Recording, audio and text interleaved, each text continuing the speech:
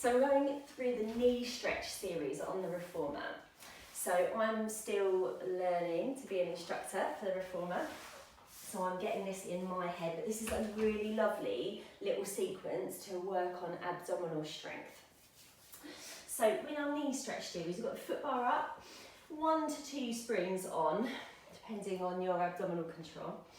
And we're going to have our hands resting on the foot bars up. So fingers are over the foot bar, so rather than gripping like that, we have the fingers over. Wrists staying nice and strong and stable. So shoulders above wrists, neck's nice and long, chin is lightly tucked, centre switched on. Feet are up against the shoulder pads, and we're starting in a flat back position. And we're just going to extend the carriage away and bring it back in. So the knees move away and the knees come back in. So with this one, we're trying to keep the back nice and neutral, nice and long. And the shoulders and the arms don't move, so they're fixed, the back's fixed. And we're just gently using a bit of the glutes, bit of the backs of the legs to push the carriage away. And then we're using the abdominals to bring that carriage back in and underneath. So just connecting in with pelvic floor, so pulling up from underneath.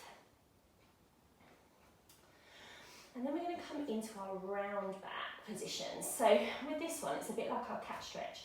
So we're going to arch round, we're going to C-curve round. So eye gaze is kind of coming down towards the floor at this point. Still shoulder blades back and down and long through the back of the neck. And this time, we're going to keep that C-curve as we take the knees away and then use the abdominals to bring that carriage back in. So we probably won't get as far now, because if we try to go further, we're going to lose that C shape. So keep thinking about that imaginary tail.